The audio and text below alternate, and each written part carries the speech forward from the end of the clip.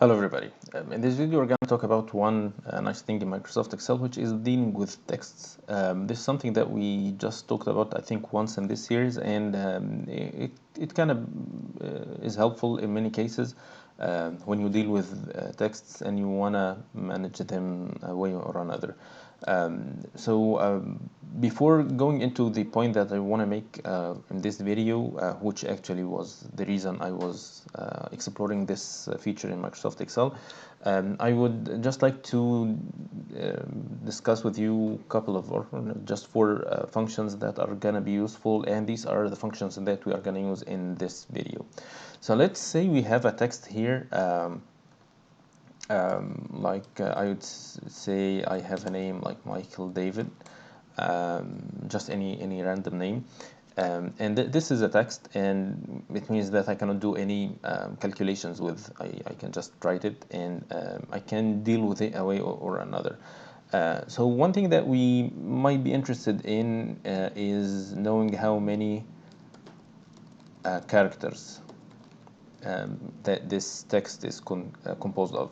So you can do this by using a function called len, which is the length, the number of characters in a text string, and this is gonna tell you that this is 13 characters. If, for instance, you add a new name like green or brown, for instance, it's gonna update the name.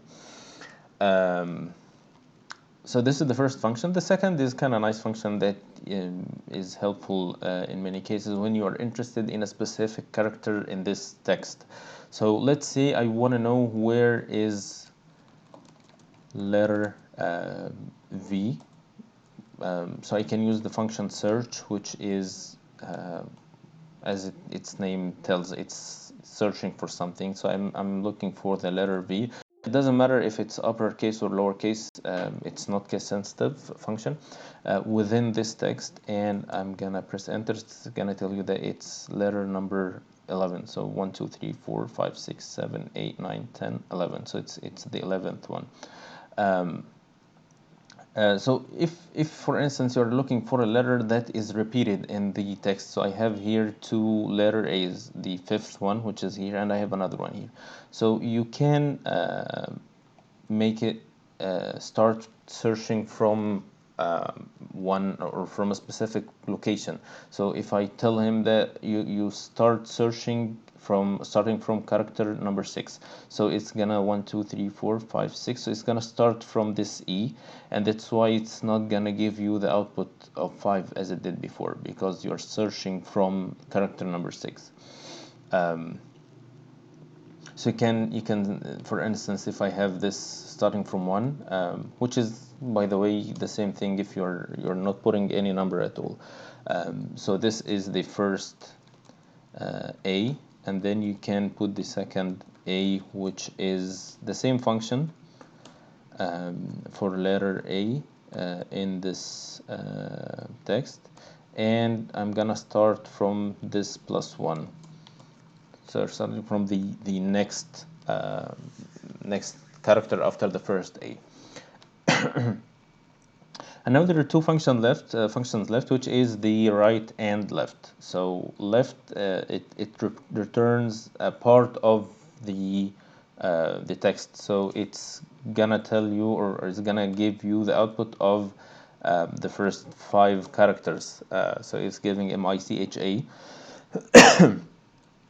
If you make it 7, it's gonna add more. The same for the function right, but it's going to get the output from starting from the right side of the text. So let's say this is the text I'm using. I'm gonna use 4 characters. It's gonna give me the last 4 characters. To make it 5, it's gonna be 5, and so on. So these are the 4 functions we are discussing in this video. Len, which is the length of the text string. The search to give you the location of a specific character that you're interested in. By the way, you can search for not just one letter. You can make it AE. You can make whatever the combination of letters you're interested in. And the right and left functions. Now let's see what we can use this function in to make something more useful. So I have this list of names. And in this list, I have every name consisting of first, middle, and last name. And I am interested in breaking these names into the first, the middle, and the last name instead of having them as one name. It's useful for sorting if you're interested in doing anything specific based on the names, not based on the full name. So we mentioned before in a previous video in this series that you can use the text to column, and by doing this you can ask Microsoft Excel to break each cell into more than one cell by using a delimiter, which is the space, and by this you can break the names into the instead of having the full name into first, middle, and last name. This is very nice, but it has some drawbacks that might not be convenient in many cases. The first drawback is that you have to have empty space or empty columns beside the column that you are or that you have the data in. And this is not always available because in many cases you might have the name here and you want to put the first, middle, and last name somewhere else.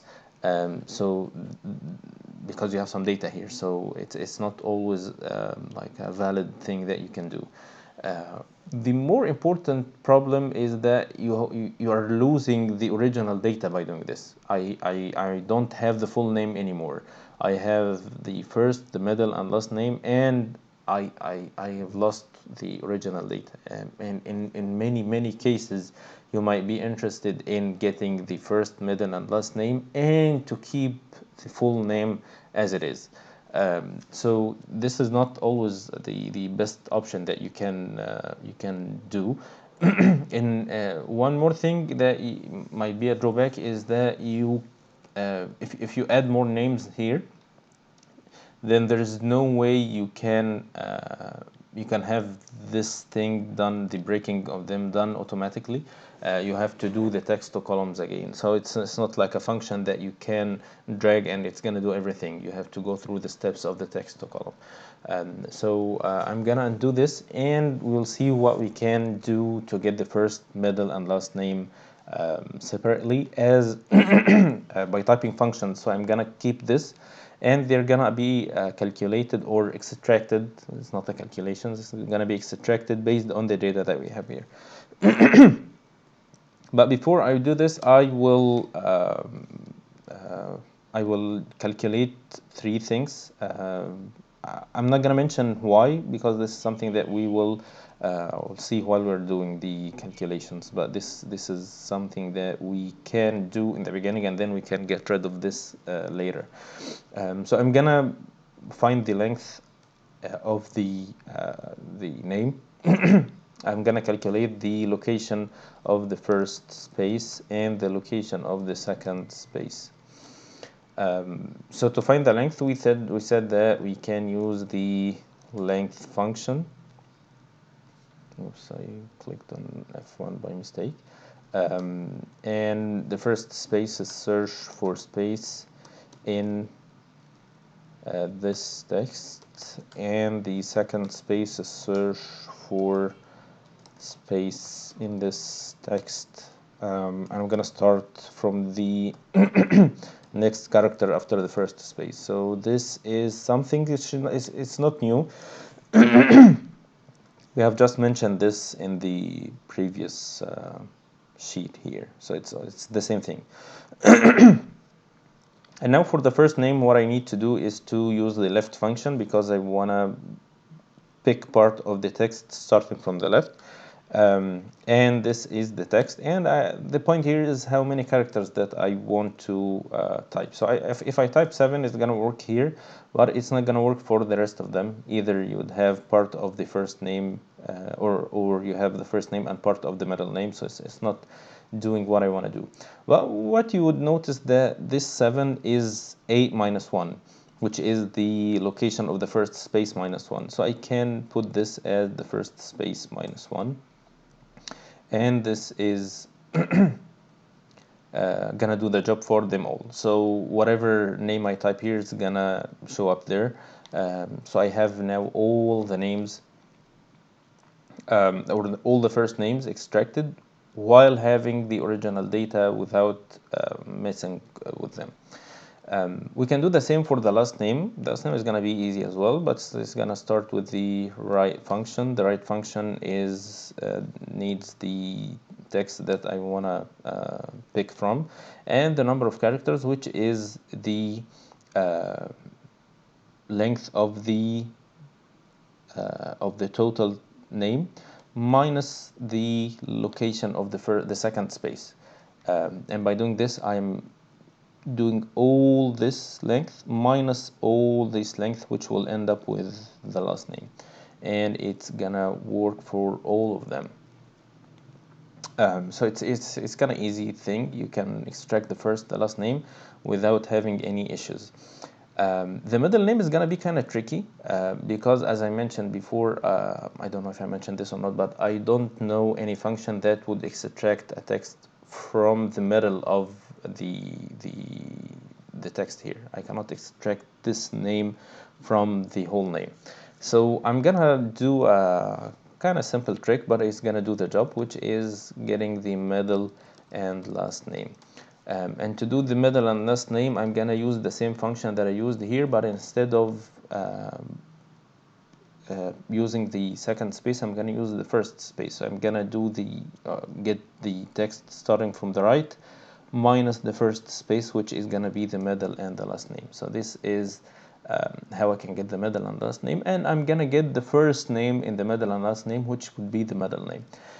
So to get the middle name, I'm gonna use the left function for this text, and the number of characters is the length of the whole middle and last name minus the length of the last name, which is this minus this, and there's gonna be one more space here, so I'm gonna do -1. So I'm ending up with only the middle name. So this is everything I want to do. It's extracting the first, middle, and last name, and I have no issues now with them. I'm keeping my original data. I have the first, middle, and last name, and everything is nice. Some people might be happy with this, but some others would feel kind of not very relieved, because we have a lot of columns here. I have 4 columns that I don't need. I just want to see them. So we can kind of do something that I'm gonna put everything as a function of this name instead of having all these columns. So now I have this column C or the cell C2. I'm gonna search for any C2, and I'm gonna put the function that is in C2 instead of referring to C2. So this is not function of C2, this is not function of C2, this is function of C2. This is not function of C2. So now if I delete this, it's not gonna make any difference. And now for them all, I can drag, and I got rid of this. Oops, I think I have to drag this as well. And I can get rid of this. So now I'm done with one. The second is B2. Any function that is a function of B2, I'm gonna replace the B2 with the what I have in B2. So this is, oops, this is B2. So now I don't need this. I will drag all of them again, so I can get rid of this. So it's not getting better. Now I want to see if anything is function of B2, the new B2 now. So I have B2 here, and I don't have any B2, so I remove this. It's working, so now I can get rid of this. And now you see that the functions are getting more and more complicated. So now these are all function of A2, this is function of A2, this is only function of E2. And I want to get rid of any E2. So if I see any E2, I would delete it. So I have E2 here twice, and you see the function is getting fat now. So this is all what I need to do to get rid of E2, and here it is. So now I have no other columns, just the column for the first name, the second name, and last name. And of course, I would not be able to type this very complex function by myself. As you saw, I calculated everything separately, and I was doing it step by step, and finally I was able to get everything as a function of a2. And you see that this is a function of d2, but I already have d2, I cannot get rid of it. But if you want to make everything as function of a2, then you can type it here. It's going to be more and more complicated. So even if I got rid of the last name, they're all function of a2. I have nothing as the independent variable other than a2. So now everything is calculated. Again, this is completely complex, but again, I didn't do anything by myself. I just put the functions from the part that was calculating before. So I hope it helps, and I'll see you in the next video, inshallah. Goodbye.